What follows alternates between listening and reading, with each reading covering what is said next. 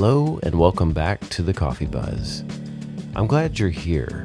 This is that small pause in your day. A few minutes to slow down, breathe, and sit with a verse from the Tao Te Ching. No program to follow, no productivity hack. Just some space to think. So pour your coffee, find your chair. Verse 12 today, and I'll tell you, of all the verses we've sat with so far, this might be the one that hits closest to where most of us actually live. Not in ancient China, not in some theoretical, philosophical landscape. Right here, right now, in 2026, with a phone in our pocket and 1,000 open tabs. Let me read it to you. Colors blind the eye. Sounds deafen the ear. Flavors numb the taste. Thoughts weaken the mind. Desires wither the heart. The master observes the world, but trusts his inner vision. He allows things to come and go. His heart is open as the sky. 5 lines of diagnosis, 4 lines of cure. I want to start with something that might sound backward. Lao Tzu isn't saying color is bad. He's not saying that music is the problem, or good food is some kind of moral failure, or that thinking too much is what's wrong with you. He's saying something more precise than that. He's saying when you get too much of any one thing, even a beautiful thing, it stops working. Colors blind the eye, not the absence of color, too much of it, overexposure, the state where you've looked at so many images and so many saturated hues that you actually stop seeing any of them. We are the most visually saturated people that have ever lived. Every screen, every advertisement, every piece of content engineered specifically to arrest your gaze. We've taken the most ancient of human senses and drowned it in signal. And here's what happens. The thing that was supposed to help you see ends up making you numb. You scroll past 100 images and register almost none of them. You've technically looked at everything and actually seen nothing. Sounds deafen the ear. I know people who cannot sit in silence, not because they're afraid of it, but because at some point the silence stopped feeling like quiet and started feeling like deprivation, like something had been taken away. Their baseline shifted. Noise became the default, and the absence of noise became uncomfortable. What Lao Tzu is trying to point out here is a kind of irony baked into excess. The more sound you add to your life, the less you can actually hear. Flavors numb the taste. You can eat at remarkable restaurants for a week straight, really extraordinary food, and by the end of it, you're chasing flavor.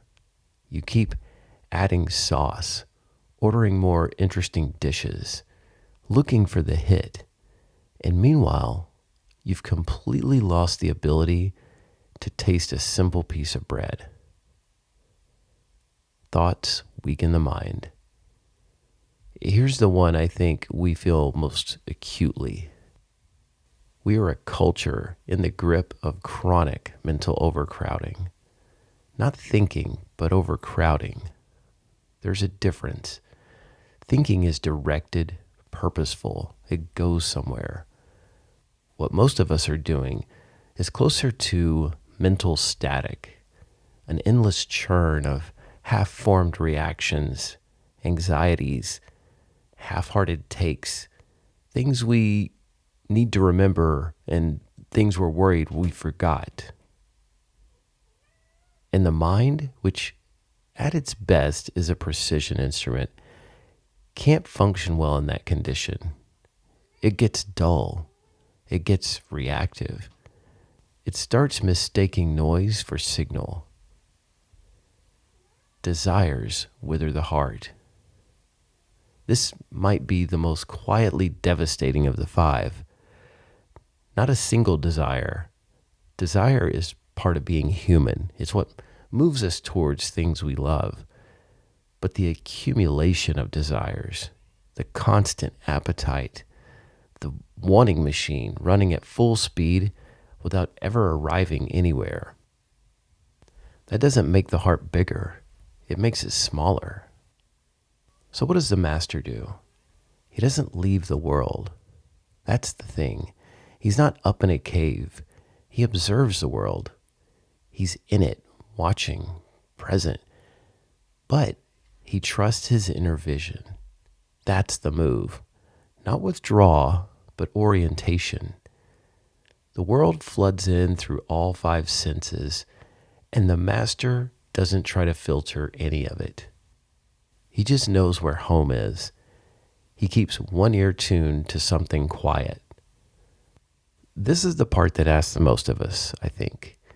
We are not natural allowers. We are grabbers and holders. We see something good and we want to fix it in place. We see something bad and we want to fight it or flee from it. The idea of just letting the stream move through without clutching at it, it goes against almost everything our nervous systems are built to do. But there's something on the other side of all that grasping, and the verse ends with it. His heart is open as the sky.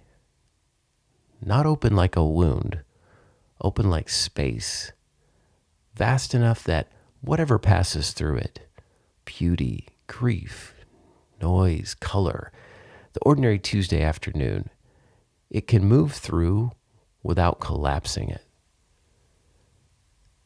That's what becomes possible when you stop letting too much fill you all the way up. So here's what I'm sitting with this week, and I'll leave it with you. What would it feel like to be genuinely nourished by less? Not deprived, not heroically minimalist, just selective, just present enough to taste what's actually in front of you. One good meal instead of 12 interesting ones. One conversation you're fully inside instead of 100 you've half attended.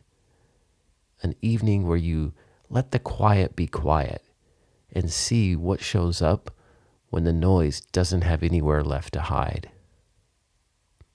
Thank you for spending a few quiet minutes here. This has been the Coffee Buzz Podcast.